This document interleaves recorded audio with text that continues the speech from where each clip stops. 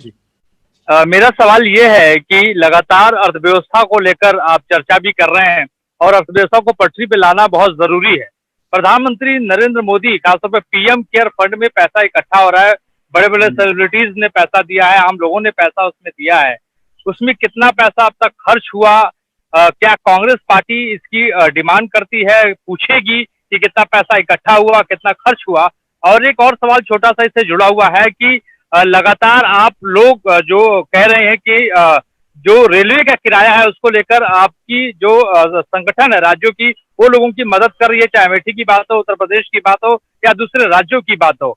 लेकिन सरकार का कहना है और भारतीय जनता पार्टी का कहना है कि कांग्रेस राजनीति कर रही है, वो मदद नहीं कर रही है। नहीं, देखिए, ये आप मेरा प्रेस कॉन्फ्रेंस देखिए, इसमें मैंने कोई राजनीतिक आक्रमण नहीं किया।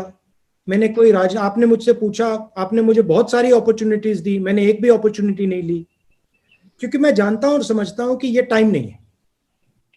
ये टाइम मदद का है। फ्रैंकली बताऊं, हिंदुस्तान की जनता को दर्द हो रहा है, हमें उनके साथ खड़ा होना है, वो काम हम कर रहे हैं। आपका दूसरा सवाल क्या था? वो पीएम फंड। देखिए, जो मैंने कोविड ऐप के बारे में बोला वही पीएम फंड के बारे में बोल रहा हूं। उसकी ऑडिटिंग होनी चाहिए, क्लियर होना चाहिए किसने पैसा दिया, कितना पैसा दिया और किसको दिया। आप क्लियर कर दीजिए, ऑडिट कर दीजिए, कोई प्रॉब्लम नहीं। सर नमस्कार। सर, आप बार बार जो है डिसेंट्रलाइजेशन की बात कर रहे हैं। उस संदर्भ में आपको क्या लगता है, जो केंद्र सरकार का रुख रहा है अब तक राज्यों के प्रति, उसे आप कैसे देखते हैं? और जो प्रधानमंत्री की ये कोट अनकोट स्ट्रांग लीडर की जो छवि है, उसका संकट के इस समय कितना फायदा और कितना नुकसान हुआ है आपके नजरिए में? Thank you sir. देखिए, फ्रैंकली अगर आप मुझे पूछें, देखिए, प्राइम मिनिस्टर की स्टाइल है और वो उसकी जगह है, वो उनका तरीका है, उनका स्टाइल है। मगर ऐसी घटना में मुझे एक स्ट्रांग लीडर के बजाय बहुत सारे स्ट्रांग चीफ मिनिस्टर, एक स्ट्रांग प्राइम मिनिस्टर और बहुत सारे स्ट्रांग डीएम्स, बहुत सारे स्ट्रांग कलेक्टर्स चाहिए। मुझे चाहिए कि हम बीमारी को लोकल लेवल पे ही निपटा दें। हर लेवल पे बीमारी के सामने एक स्ट्रांग हिंदुस्तानी लीडर खड़ा हो, चाहे वो डीएम हो, चाहे वो किसान हो। मगर मैं उनकी स्टाइल है, वो अलग है, वो ठीक है। मैं आपको छोटा सा उदाहरण देता हूं। ये जो जोन्स बने हैं, रेड, ऑरेंज, ग्रीन, ये नेशनल लेवल से बने हैं। ये जोन्स स्टेट लेवल पे बनने चाहिए। हमारे स्टेट के चीफ मिनिस्टर्स हमें कह रहे हैं कि नेशनल लेवल पे जो रेड जोन है वो एक्चुअली ग्रीन जोन है, और जो ग्रीन जोन है वो एक्चुअली रेड जोन है। तो इंफॉर्मेशन स्टेट लेवल लीडर्स के पास है। तो जरूरी है कि जो हमारे जोन्स बन रहे हैं, छोटा सा उदाहरण दिया है, जो हमारे जोन्स बन रहे हैं वो एक्चुअली डीएम और चीफ मिनिस्टर के बेसिस पे बनने चाहिए। डीएम के पास इंफॉर्मेशन है, चीफ मिनिस्टर के पास इंफॉर्मेशन है, दिल्ली में ये इंफॉर्मेशन नहीं है। छोटा सा उदाहरण दिया। आज तक आपसे ये सवाल करना चाहता है, एक तरफ लॉकडाउन 3 में कुछ रिलैक्सेशन हुए हैं, इकोनॉमी को खोलने की बात की गई है और कई रियायतें सरकार ने बरती हैं। दूसरी तरफ ये तस्वीरें भी सामने आ रही हैं कि अस्पतालों में डेड बॉडी क्लेम करने के लिए लोग नहीं आ रहे हैं, घरों में मौत हो जा रही है क्वारंटीन में और कोई लेने के लिए नहीं आ रहा है। कि क्या आपको लगता है कि सरकार ट्रायल और एरर मेथड पे चल रही है? जो रिलैक्सेशन किया गया इसको सोच समझ के करना चाहिए था। तमाम डॉक्टर अब जो है ड्यूटी पे नहीं आना चाहते हैं। दिल्ली के आधे डॉक्टर हरियाणा में फंसे हैं। तो एक स्वास्थ्य को लेकर बड़ी त्रासदी अनफोल्ड कर रही है। डेड बॉडीज क्लेम नहीं हो रही है, लोग डरे हुए हैं। तो जो मानसिक रूप से आप कह रहे थे सेंसिटाइज करने की जरूरत है जनता को, क्या आपको लगता है कि सरकार ट्रायल और एरर पर चल रही है और हजारों लाखों लोगों का स्वास्थ्य और जान जो है वो दांव पर है? देखिए, अगर फेयरली बात बोली जाए तो जिस सिचुएशन में आज हिंदुस्तान है, नॉर्मल सिचुएशन नहीं है। अब जो नहीं, कहां गई? हाँ, ये नॉर्मल सिचुएशन नहीं है जी। तो कोई इसमें नॉर्मल सोल्यूशन नहीं निकलने वाला है। मेरा कहना है कि सोल्यूशन है, अगर हम डिसेंट्रलाइज करें और इस लड़ाई को डिस्ट्रिक्ट लेवल तक ले जाएं, तो हिंदुस्तान सॉल्यूशन निकाल सकता है। अगर इस लड़ाई को हम पीएमओ में रखेंगे तो लड़ाई हारी जाएगी। तो प्राइम मिनिस्टर को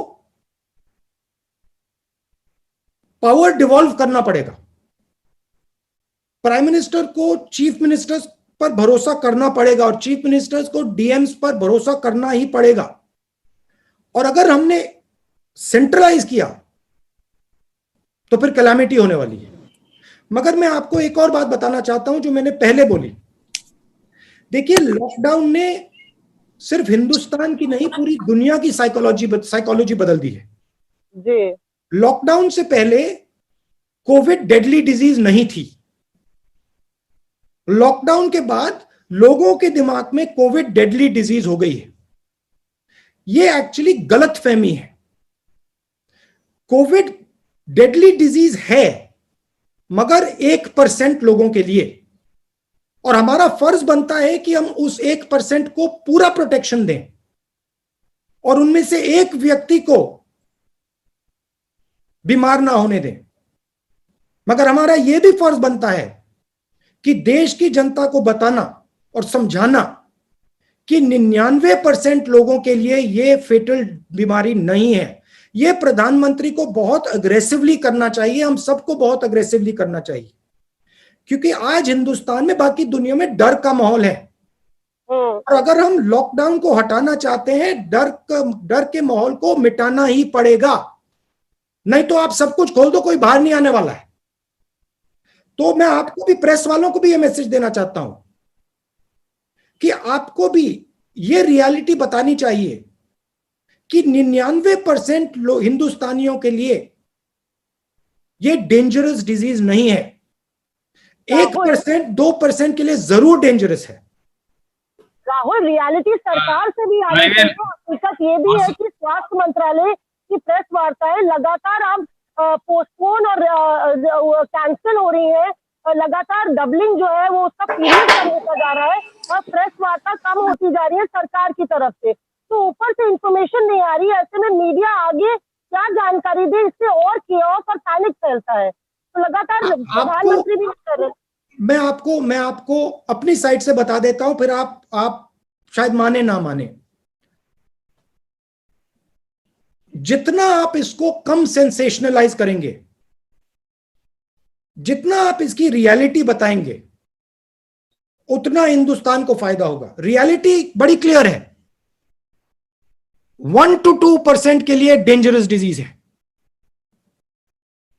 95% लोगों के लिए, 99% लोगों के लिए ये डेंजरस डिजीज नहीं है। और ये जो माहौल, डर का माहौल है, इससे हमें निकलना ही पड़ेगा। और जितना जल्दी हम निकलेंगे उतना जल्दी हम नॉर्मेलिटी में जा सकते हैं। तो मेरी भी जिम्मेदारी बनती है, आपकी भी जिम्मेदारी बनती है, प्रधानमंत्री की भी बनती है। आज हमें ये सब भूल जाना है कि मैं जर्नलिस्ट हूं, मैं कांग्रेस पार्टी का हूं, मैं आरएसएस का हूं, मैं बीजेपी का हूं। नंबर 1 मैं हिंदुस्तानी हूं। हिंदुस्तान में डर मिटाना है और हिंदुस्तान की जो इकोनॉमिक सिस्टम है, वापस उसको पटरी पे लाना है। राहुल जी, मैं आपसे पूछना चाहती थी जॉब क्रिएशन पर, क्योंकि बहुत सारे लोग बेरोजगार हुए हैं इस पूरे कोविड-19 की प्रक्रिया के दौरान। इनफैक्ट विदेशों से भी काफी सारे भारतीय हैं, 2 लाख के करीब भारतीय जो खाड़ी देशों से वापस आएंगे। तो आपको लगता है कि ऐसे लोगों के लिए भी एक रिहैबिलिटेशन पॉलिसी होनी चाहिए जो अपनी जॉब लूज करेंगे? माइग्रेंट वर्कर्स को हम देख ही रहे हैं। तो ये rehabilitation plan in terms of the job opportunity post कोविड-19 आपको लगता है एक बड़ा चैलेंज है? और जहां जॉब क्रिएशन जब होगा, जब स्मॉल एंड मीडियम इंडस्ट्रीज में कॉन्फिडेंस आएगी और इंजन स्टार्ट होगा। और आखिरी बात जो मैंने दोहराई, अगर डर का माहौल नहीं हटा तो लॉकडाउन नहीं हटने वाला है। तो एक्टिवली डर के माहौल को चैलेंज करना है। आपको भी करना है, मुझे भी करना है, पीएम को भी करना है, मिलकर करना है। लेकिन राहुल जी, आपको लगता नहीं कि डर के माहौल को चैलेंज करने के कुछ रेपरकशन भी हो सकते हैं? लोग शायद बहुत लाइटली लेने लग जाएं चीजों को। नहीं, लाइटली नहीं लेना है, रियलिटी बतानी है। रियलिटी है कि डिजीज 1 to 2% के लिए बहुत डेंजरस है। ये रियलिटी है, सच्चाई है। डायबिटिक्स के लिए, हार्ट पेशेंट्स के लिए, लंग पेशेंट्स के लिए डेंजरस है, रियलिटी है। मगर जो हेल्थी लोग हैं उनके लिए ये डेडली डिजीज नहीं है। जरूर प्रॉब्लम हो सकती है, मगर 90% लोगों को मृत्यु नहीं होने वाली, 90% लोगों की मृत्यु नहीं होने वाली है। ये रियलिटी आपको भी बतानी है, हमें भी बतानी है। जी राहुल, आपको याद होगा कि पिछली बार जो आपने पिछले महीने प्रेस कॉन्फ्रेंस किया था, शायद 16 अप्रैल को, तो मैंने ट्रेन का सवाल पूछा था। आपने तब कहा था कि मैं एक्सपर्ट नहीं हूं और एक्सपर्ट की राय जो है वो अलग अलग तरह की है, सरकार को चाहिए कि एक्सपर्ट से वो पूछ के फैसला ले। अब जबकि सरकार ने फैसला ले लिया है, ट्रेन जो है वो कुछ तादाद में चलाई जाने लगी है, अभी भी ये देखने को आ रहा है कि बहुत सारे हजारों की तादाद में या लाखों की तादाद में जो माइग्रेंट लेबरर्स हैं वो सड़क के रास्ते, रेल लाइन के रास्ते जा रहे हैं। कर्नाटक जैसे स्टेट में एक बार ट्रेन रोक दी जाती है, फिर उसके बाद ट्रेन चलाने की बात होती है। तो जो एक समस्या है माइग्रेंट लेबरर्स की, वो लगातार बनी हुई है, बहुत ही कंपेलिंग है। तो क्या आप सरकार को ये सुझाव देंगे कि जब ट्रेन चलाने का फैसला कर लिया है तो इसको थोड़ा ज्यादा तेज करे, तमाम मेडिकल प्रोटोकॉल को साथ रखते हुए, ताकि ये जो आवाजाही का जो काम है वो जल्दी पूरा किया जा सके और दूसरी चीजों पर कंसंट्रेट किया जा सके? कांग्रेस प्रेसिडेंट ने जो रेलवे फेयर की बात उठाई वो बिल्कुल मुझे लगी बिल्कुल सही थी, कंपैशनेट थी, अच्छी बात बोली कांग्रेस प्रेसिडेंट ने। देखिए, सेफली करना चाहिए। आप जितना भी टेस्ट कराना चाहते हैं कराइए, मगर जो माइग्रेंट लेबर का जो हक है, जो राइट है, वो उसको मिलनी चाहिए। रिस्क लेन मत कीजिए, बिना टेस्ट मत कीजिए, मगर टेस्ट किए सेफली जरूर माइग्रेंट को अपने घर वापस भेजना चाहिए। अच्छा, सवाल आपसे मेरा ये है कि हेलो, बोलिए बोलिए, सुनाई दे रहा है। कल मैं एम्स के जो डायरेक्टर हैं डॉक्टर रणदीप गुलेरिया, उनके साथ इंटरव्यू कर रहा था। उन्होंने कहा कि तमाम स्टडीज हुई हैं जिससे ये साबित होता है और जिससे इस बात के आसार हैं कि जो पीक सीजन है कोविड-19 का हिंदुस्तान में वो जून और जुलाई में आने वाला है। यानी अभी वर्स्ट आना बाकी है, अभी जो चल रहा है वो तो कुछ भी नहीं है। तो मेरा सवाल ये है कि भारत सरकार के कार्यों को आप नजदीक से देख रहे हैं, प्रेस कॉन्फ्रेंस कर रहे हैं, आपको लगता है कि भारत सरकार तैयार है? और दूसरी बात जो है कि माइग्रेंट लेबरर्स लाखों की संख्या में फंसे हुए हैं। आपकी पार्टी के ही लोग आरोप लगा रहे हैं कि हमने 5 ट्रेन, स्पेशल ट्रेन मांगी, हमको 2 मिल रही है, 3 मिल रही है, ट्रेन नहीं मिल रही, हम किराया देने को तैयार हैं लेकिन हमको ट्रेन मिल ही नहीं रही है। इन दोनों मुद्दों पर आपकी राय जानना चाहता हूँ। सरकार जनरली माइग्रेंट लेबर्स को रिस्ट्रिक्ट करना चाह रही है, और मैंने वो अभी पहले जवाब दिया कि उस प्रकार से रिस्ट्रिक्ट नहीं करना चाहिए। टेस्टिंग होनी चाहिए, और जो उनका हक है, अगर वो घर वापस जाना चाहते हैं तो अलाउ कर देना चाहिए। आपने पीक की बात बोली। एम्स के डायरेक्टर कह रहे हैं कि जून में होगा, जुलाई में होगा। फ्रैंकली अगर आप मुझसे पूछें, मुझे लगता है कि उसके बाद भी हो सकता है। मैं एक्सपर्ट नहीं हूं, मगर मुझे लगता है कि जो हमारी सिचुएशन है, पीक और देर में भी आ सकती है। मगर जून में आए, जुलाई में आए, सितंबर में आए, जब भी आए, हमें जो हमारा लॉकडाउन है उससे ट्रांजिशन तो करना है। किस प्रकार से करना है वो सरकार को जल्दी से जल्दी डिसाइड करके इंप्लीमेंट कर देना चाहिए। फिलहाल जो तैयारी मैंने पूछा, आप तो तैयारियां भी देख रहे हैं, आप फैसले देख रहे हैं, आपकी पार्टी। रणदीप जी, नहीं बोलने दीजिए। रणदीप जी बोलिए। अरुण, मैं ये पूछ रहा था कि जो आप आर्थिक पैकेज की मांग कर रहे थे, आपके मुख्यमंत्री, वो पैकेज आपको अभी मिला नहीं। आपके ही मुख्यमंत्री कह रहे हैं कि प्रधानमंत्री की तरफ से एक शब्द उस पर नहीं आ रहा है। वो कह रहे हैं हम तो 1,70,000 करोड़ दे दिए। तो मैं ये जानना चाहता हूँ जी। हाँ, नहीं, हमारे चीफ मिनिस्टर्स से क्लियर हमें इनपुट मिल रहा है कि जो पैसा उन्हें मिलना चाहिए वो दिल्ली की सरकार नहीं दे रही है। हमारा इंफॉर्मेशन है कि यही फीलिंग बीजेपी के चीफ मिनिस्टर्स को भी है। हमने इनफॉर्मली पता लगाया है, उनके स्टेट्स में भी ये फीलिंग है कि स्टेट्स को यूनिवर्सली पैसा नहीं दिया जा रहा है। राहुल जी नमस्कार। मेरा सवाल ये है कि कोविड के नाम पर सरकारों को बहुत ज्यादा इमरजेंसी अधिकार मिल गए हैं और लोगों के डेमोक्रेटिक राइट्स और लेबर राइट्स को जो है कंट्रोल किया जा रहा है। अभी उत्तर प्रदेश की सरकार ने और मध्य प्रदेश की सरकार ने लेबर रिफॉर्म्स के नाम पर बहुत सारे लेबर राइट्स जो है वो खत्म कर दिए हैं। इस पर कांग्रेस पार्टी का और आपका क्या स्टैंड है? क्योंकि ह्यूमन राइट्स और डेमोक्रेटिक राइट्स को कर्व करने का एक तरीका कोविड के नाम पर एडमिनिस्ट्रेशन को, अथॉरिटीज को मिल गया है।